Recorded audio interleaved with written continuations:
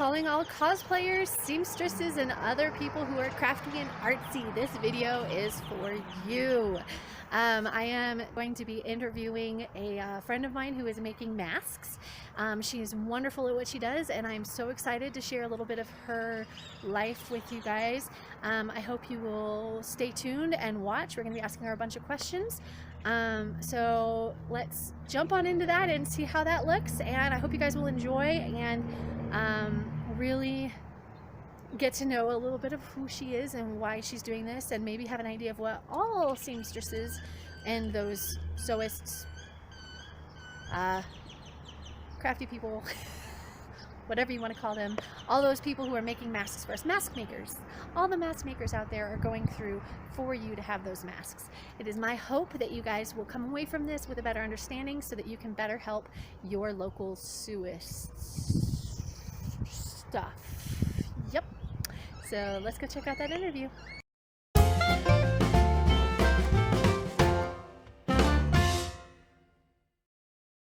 Hi, my name is Sarah Russell.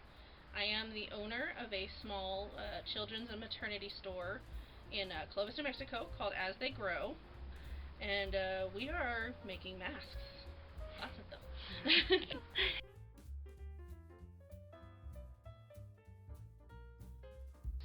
I am making a molded style mask that has a filter fabric built in. It is still not medical grade, and even if it was, without me being approved by the FDA, I cannot say that they are, N95 or anything like that.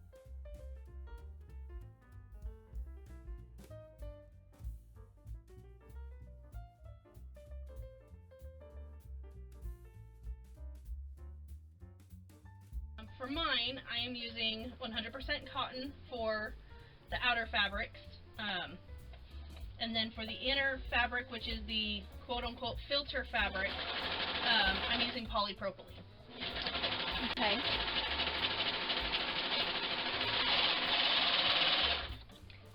And polypropylene, that is the same stuff that they use for surgical masks?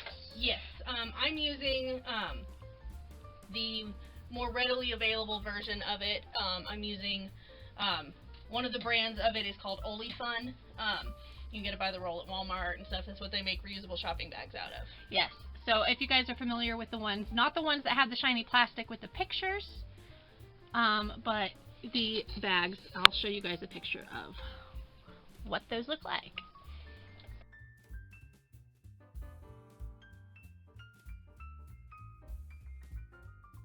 Yes, I do also make the button headbands.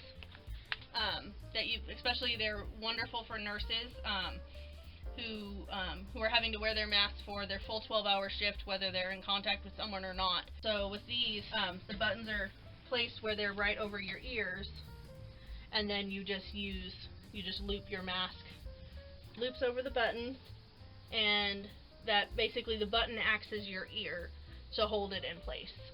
Okay. Very cool. And do you need buttons? Is that an item that you need? I have a few on hand, but I would love buttons if anybody has any. I myself am good on fabric, but I know a lot of the other sewists who are using their own stashes and going out and buying, who are exclusively donating. They would love any donations they can get of either elastic, half inch or 3/8 inch or less of elastic, 100% cotton fabric, interfacing, the polypropylene, any of it. So if you have a local group that is sewing, you can reach out to them and find out where to drop off. Me and my store are a drop-off location for those that are sewing for donations, that are taking care of the medical community and the medical workers in our community. Financially, it has been a wonderful help. I'm not going to lie about that.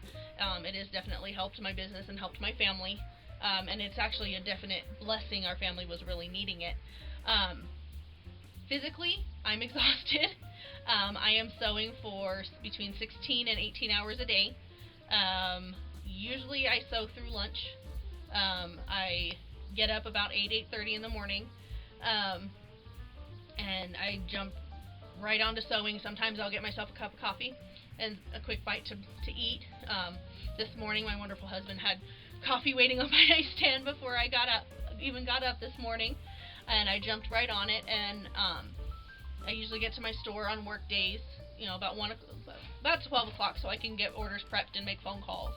But then I am sewing as people, in between people, or if I have lovely people like yourself here helping me, I can sew even with people in the store. And then I get home. I'm not even cooking. I normally cook dinner for my family every night. And then we eat out once, maybe twice a week. Right now we are exclusively eating out, so we are able to support other local businesses in that aspect. But I haven't cooked for my family in over a week. Constantly sitting and having a bad back.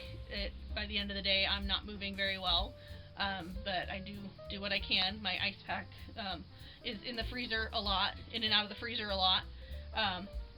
New development today is my ankles. They're non-existent. Some of my kiddos I'm starting to see, especially my youngest, is starting to miss the mommy time. But working my hardest to get these orders out. Right now I haven't counted.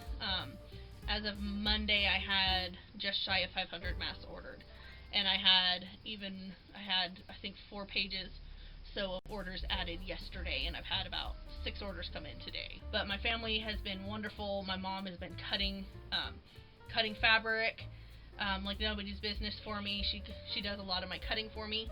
My husband's been cutting elastic, and then my kids, my husband, and my mom have all been flipping masks right side in for me, so that I can get them finished off after I get them constructed. And how many masks would you say you make in a day? I'm making anywhere between 60 and 100 masks a day. Okay. Wow. Yes. I'm working with a wonderful group headed up by a lovely lady named Chelsea. Her business is Bits and Bobbins on Facebook, and she is mobilized over 40 to 60 people to work together to make teams to get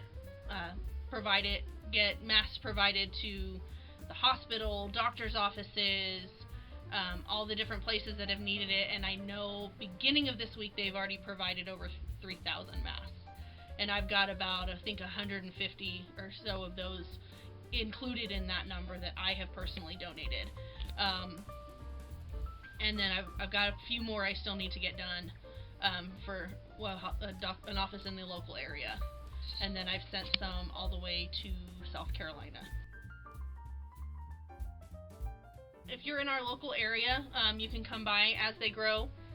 Anytime, come by the store anytime. Our drop-off is even contactless. There's a bucket right by the front door. All you have to do is open the door and drop it in. I'll wave at you and say hello. And tell you thank you, but you don't have to come all the way in the store, or you could even just call us when you get here and I can come out and grab it from you, or you can contact Chelsea on her page, and she's got she's doing an awesome thing now for the local area. If you can't sew or anything like that, you can adopt a facility and pay for the shipping to be able to send the masks to that area.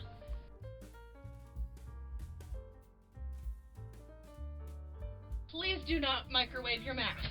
Please don't microwave your masks. A lot of masks have a metal piece in them, in the nose, to be able to mold it to your face, and mine is one of those that does have that metal piece in there. You put metal in your microwave, you are going to put a hole in your mask and or destroy your microwave. And also dry fabric, just fabric, even if you put it in a bag, if it's dry, it will burn. Just soap and hot water and your dryer will kill any bacteria or viruses on your mask. So you don't need to do the microwave. If you throw the bleach in the water, put your whatever the recommended amount is in your washer machine with with your whole load of wash and throw your mask in there. Your colors should stay okay with your fabric. You know, obviously if you spray bleach water directly on it, yes, you're gonna mess up any color on your fabric. But for the most, you can bleach it, and make sure it's not the splashless bleach, because the splashless bleach does not sanitize, it just deodorizes. Okay, so I am also selling because this is my job. This is my only form of income. And yes, I have a full storefront that is able to stay open because of some of the items that I carry being essential for children and moms and breastfeeding. But obviously, because people are, self-isolating, social distancing, staying home, which is awesome, they're doing what they need to do, it has taken a huge hit to the business itself. And it's, I think, of non-mask sales in the last 2 weeks, I've maybe had 6 sales for under $300-400, and that doesn't pay rent. I mean, granted, yes, I do have a wonderful landlord who would be willing to work with me, but they have bills too. So this has greatly helped financially with my family, and I'm doing, I am donating when I can, where I can, when I'm asked. I just sent some out to a neighboring town earlier this week as well. So, fabric is not cheap, so I have had to go buy fabric.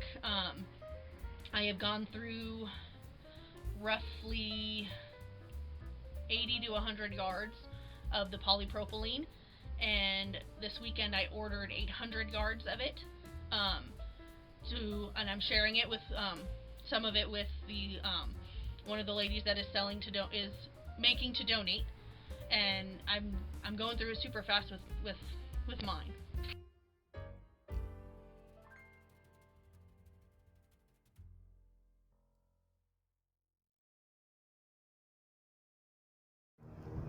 Hey guys, so as you saw, there's a lot going on in the mask making business, so anything that you can do to actually help is appreciated.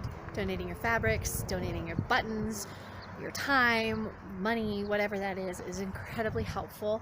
Also, be kind. Don't judge your seamstress just because she's charging for it. They also have livelihoods to fulfill. So, be nice and realize that, not everyone has the luxury of being able to donate things. This time is hard for all of us. Yeah, loads of fun. All that said, guys, this video turned out to be way longer than I thought it was going to be. So I have opted to release 2 versions, one a shorter one, just informative, and 2 the full interview.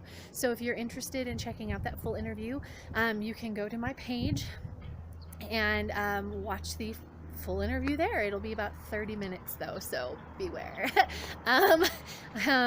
In the meantime, I hope you enjoy this video. Please like and subscribe and follow me where you can, and remember to smile and have a great day. Bye.